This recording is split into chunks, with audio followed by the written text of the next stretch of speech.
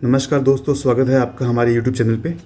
चलिए आज का सुजस स्टार्ट करते हैं 17 अक्टूबर 2025 के दिन का, शुक्रवार का।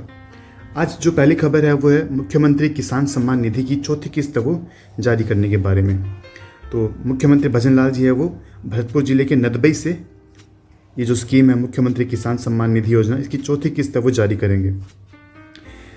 ये जो स्कीम जो है दोस्तों वो 2019 में PM मोदी ने स्टार्ट की थी, प्रधानमंत्री किसान सम्मान निधि के नाम से। और राजस्थान सरकार क्या करती है कि 2,000 रुपये एक्स्ट्रा है वो किसानों को देती है। सेंट्रल गवर्नमेंट से है वो 6,000 रुपये प्रति वर्ष प्रति किसान आते हैं, जबकि राजस्थान सरकार है वो 2,000 रुपये एक्स्ट्रा ऐड करते हुए 8,000 रुपये की वित्तीय सहायता है वो किसानों को प्रदान करती है। और ये जो लेटेस्ट बजट आया है 2025-26 का, इसमें इस राशि को बढ़ाकर 9,000 रुपये करने की मांग घोषणा है वो की गई है। अर्थात अब क्या होगा, आगे से 6,000 रुपये तो सेंट्रल गवर्नमेंट देगी प्रति वर्ष प्रति किसान, और प्लस 3,000 रुपये है वो अपनी राजस्थान सरकार है वो किसानों को दिया करेगी इस स्कीम के तहत। ठीक है, आगे बढ़ते हैं। ये कदम क्या करेगा, किसानों के आर्थिक हितों की सुरक्षा करेगा और अब तक 71 लाख किसानों को इसका फ़ायदा मिल चुका है। और सरकार है वो जनप्रतिनिधियों और कार्यकर्ताओं के माध्यम से इसका प्रचार प्रसार कर रही है। किसानों की पात्रता, भू अभिलेख, KYC के सत्यापन के बाद ही इस योजना में किसानों को शामिल किया जाता है।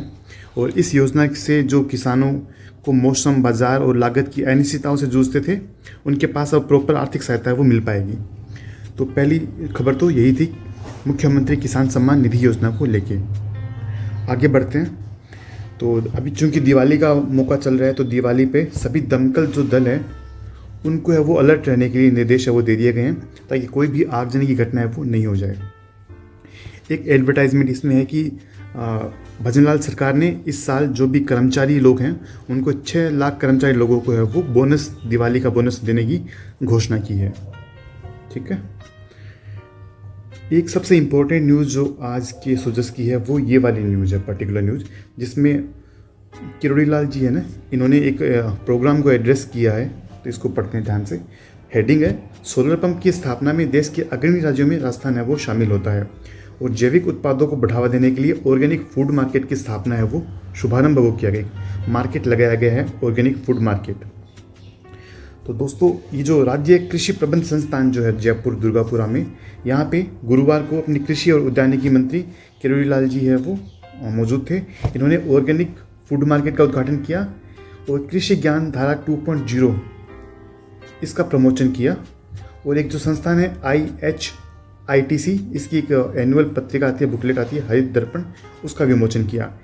हमारे लिए सबसे ज़्यादा इंपॉर्टेंट है वो है कृषि ज्ञान धारा 2.0। ये क्या है, इसको अपन डिटेल में पढ़ेंगे 2 ही मिनट बाद। ठीक है, तब तक के लिए पहले इसको न्यूज़ को कवर कर लेते हैं।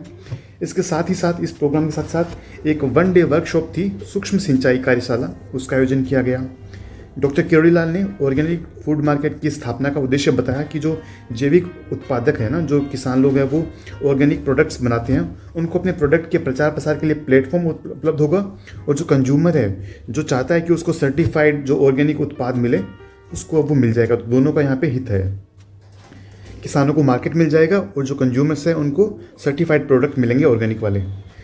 आगे लिखा है कि ये जो कृषि ज्ञान धारा 2.0 पोर्टल है, इसके माध्यम से है वो इन स्कीम्स का है वो प्रचार प्रसार किया जाएगा।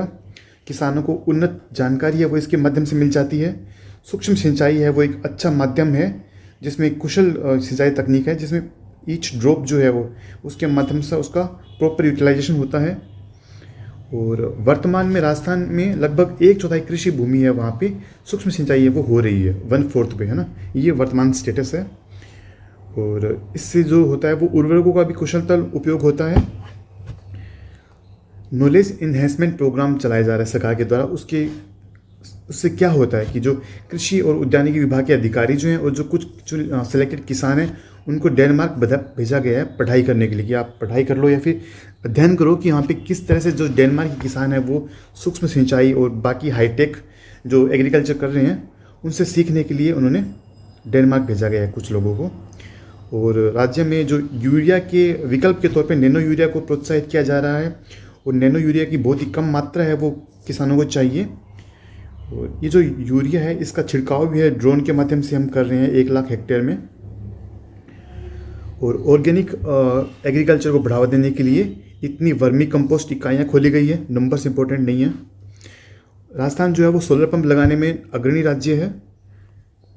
हाँ, और ये जो इम्पोर्टेंट पोर्टल है कृषि ज्ञान धारा 2.0 कार्यक्रम, ये एक पॉडकास्ट टाइप का प्रोग्राम है जिसमें जो कुछ तो ऑफिशियल्स होते हैं जिनको बहुत ज़्यादा नॉलेज होती है, स्पेशलिस्ट होते हैं वो, और कुछ किसान लोग मिलकर आपस में पॉडकास्ट करते हैं और उसके बारे में वही और डिटेल से चलो पढ़ते हैं। इस प्रोग्राम के अब तक इतने एपिसोड्स हो चुके हैं, 27 एपिसोड्स, और 5 लाख किसानों को फ़ायदा हो चुका है। चलो आगे पढ़ते हैं क्या है।